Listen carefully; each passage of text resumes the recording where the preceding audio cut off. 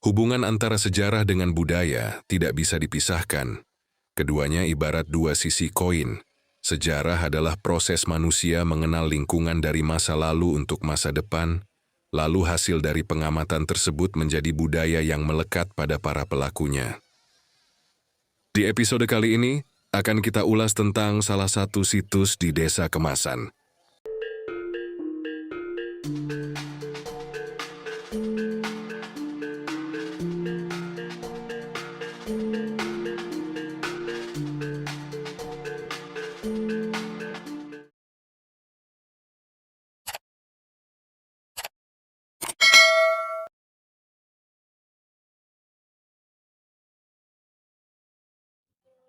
Desa Kemasan merupakan salah satu desa di Kecamatan Sawit, Kabupaten Boyolali, Jawa Tengah. Di desa ini banyak terdapat situs era masa klasik. Salah satunya adalah reruntuhan bangunan kuno, yang lokasinya berada di pekarangan milik warga.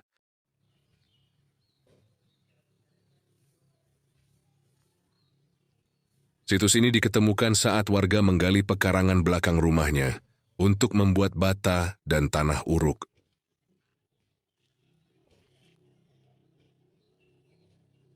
Di saat menggali lahan di belakang rumahnya, banyak menemukan material penyusun bangunan kuno, yang antara lain bata merah berukuran lebih besar dari bata saat ini, balok batu andesit, batu bertakik atau batu berprofil, batu berilif, batu berornamen, balok batu padas, antefix, dan kemuncak. Temuan lainnya adalah fragmen arca, yang diduga merupakan arca Dwarapala, dan fragmen tembikar, keramik.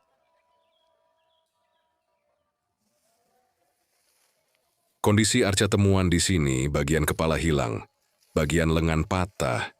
Jika dilihat dari sikap duduk dan hiasan pada arca diduga, merupakan arca sang penjaga atau arca Dwarapala.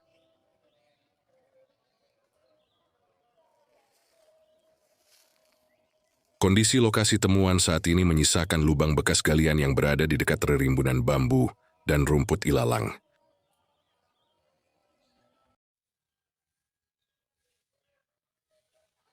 Sedangkan material penyusun bangunan kuno, era masa klasik tersebar di berbagai tempat yang antara lain di pinggir jalan di halaman rumah warga, di pekarangan rumah warga, dan sisanya masih di lokasi temuan.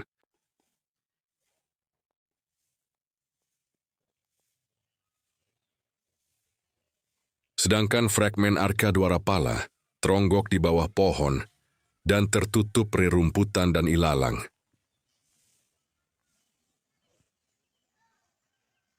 Kondisi situs memang tak terawat. Mungkin memang belum mendapat perhatian dari pemerintah atau luput dari perhatian pemerintah. Ditambah lagi masyarakat kurang peduli keberadaan situs ini di lingkungannya.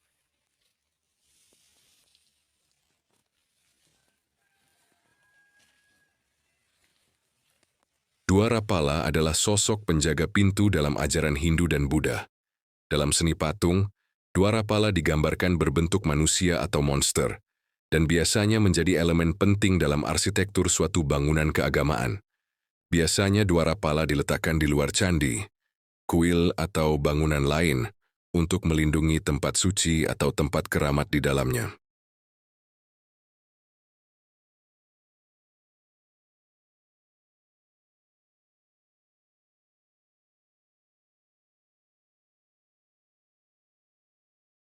Di Pulau Jawa dan Bali, arca Dwarapala biasanya berperawakan gemuk dan digambarkan dalam posisi tubuh setengah berlutut, menggenggam senjata gada. Sedangkan Dwarapala di Kamboja dan Thailand memiliki perawakan tubuh lebih langsing dengan posisi tubuh tegak lurus memegang gada di tengah tepat di antara kedua kakinya.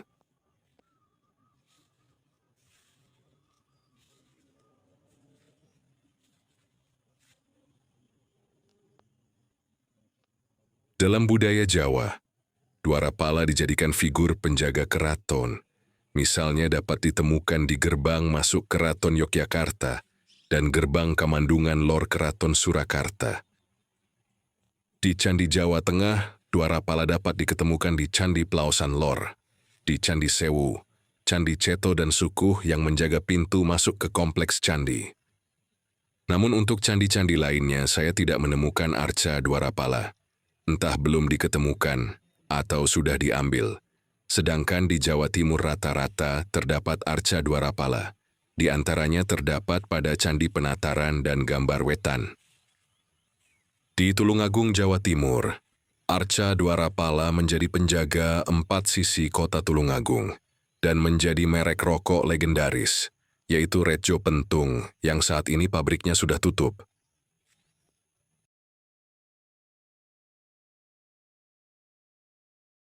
Dwarapala terbesar di Jawa terdapat di Singosari, terbuat dari batu andesit utuh setinggi 3,7 meter, dan masih banyak lagi temuan arca Dwarapala di Jawa Timur. Tergantung pada kas suatu kuil, jumlah arca Dwarapala dapat hanya sendirian, sepasang, atau berkelompok. Bangunan suci yang kecil biasanya memiliki hanya satu arca Dwarapala. Seringkali Dwarapala diletakkan berpasangan di antara gerbang masuk. Beberapa situs bangunan suci yang lebih besar memiliki 4, 8, bahkan 12 arca Dwarapala yang menjaga 4 penjuru mata angin sebagai Lokapala, dewa penjaga 4 atau 8 penjuru mata angin.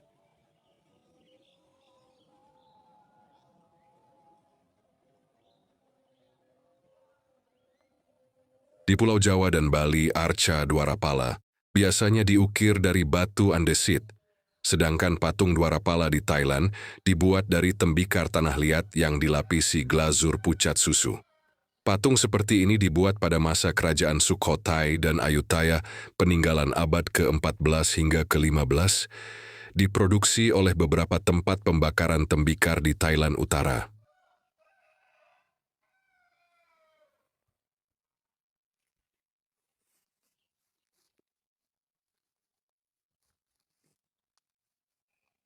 Merujuk temuan tersebut dan serta temuan fragmen yoni, di situs ini kemungkinan pernah berdiri bangunan suci, yaitu Candi abad ke-9 Masehi, masa eksistensi Kerajaan Mataram kuno atau Medang.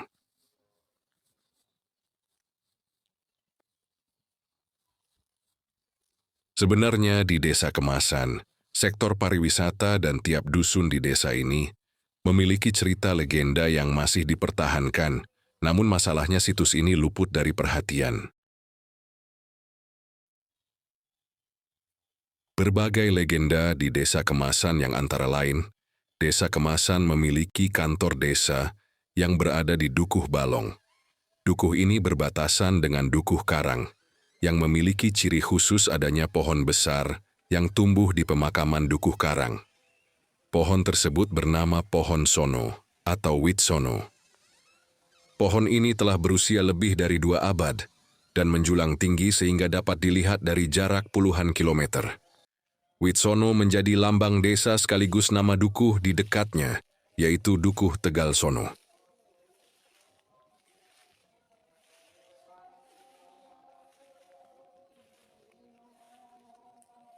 Desa Kemasan memiliki dukuh lebih dari 20. Tiap-tiap dukuh mempunyai cerita legendaris yang berbeda-beda. Cerita-cerita tersebut merupakan cerita legenda yang berkaitan dengan nama dari legenda tersebut.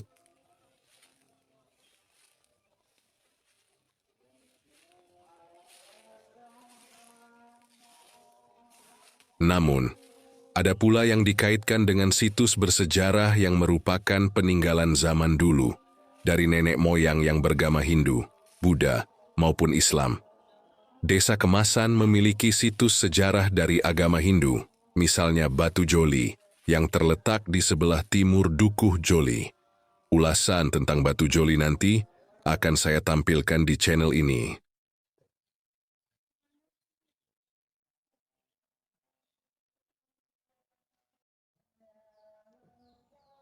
Joli ini merupakan lambang bahwa masyarakat saat itu merupakan penganut agama Hindu Shiva.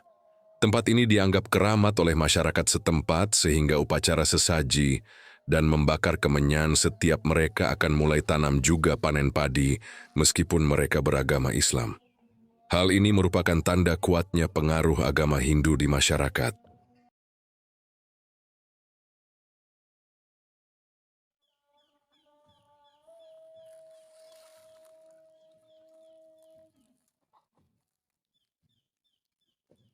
Adapun dukuh-dukuh lain di Desa Kemasan yang mempunyai cerita legendaris yang antara lain, Dukuh Balong adalah dukuh di mana pusat kantor pemerintahan, yaitu Balai Desa Kemasan didirikan. Dukuh Balong sebelumnya merupakan dukuh yang banyak dipengaruhi agama Hindu. Hal ini dikarenakan hampir setiap tempat terdapat bekas-bekas peninggalan Hindu, berupa puing-puing arca, dan reruntuhan bangunan berwujud batu bata merah berukuran besar.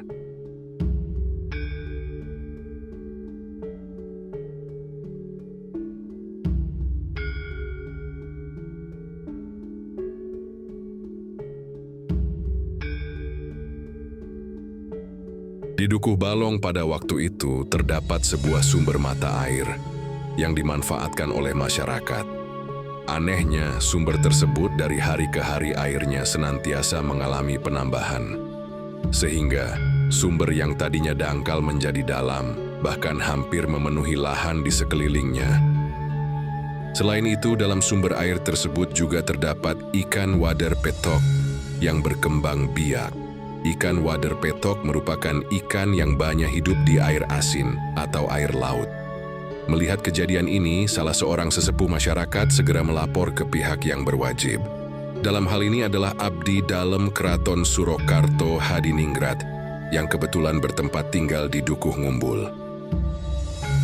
Laporan tersebut ditanggapi positif oleh Raja Surakarta, yang pada waktu itu dijabat beliau, Paku Buwono X, rombongan PB 10 segera datang ke Dukuh Balong.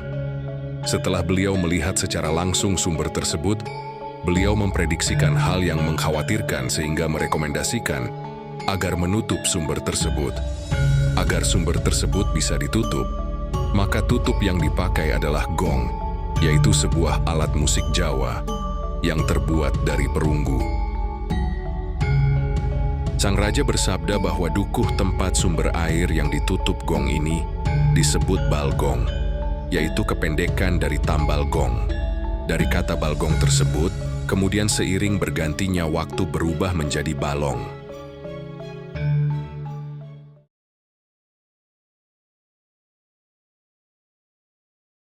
Dan masih banyak lagi cerita legenda di Desa Kemasan, yaitu legenda di Dukuh Ngumbul, legenda di Dukuh Mungup, legenda di Dukuh Tangkisan. Apabila saya tampilkan di video ini akan terlalu panjang.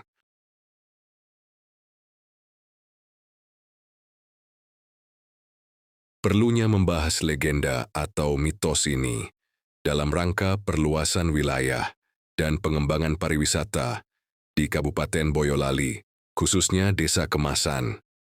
Desa Kemasan adalah menjadi salah satu wilayah yang diprioritaskan untuk pengembangan pariwisata.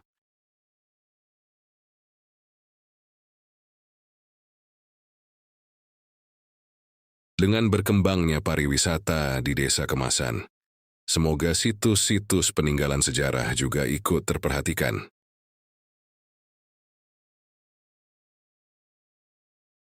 Kesimpulannya, salah satu situs di Desa Kemasan merupakan aset budaya yang berharga. Semoga informasi ini bermanfaat bagi masyarakat dalam memahami dan melestarikan warisan Nusantara. Terima kasih telah mengikuti channel ini dan menyimak video ini hingga akhir video. Sampai berjumpa kembali di episode selanjutnya.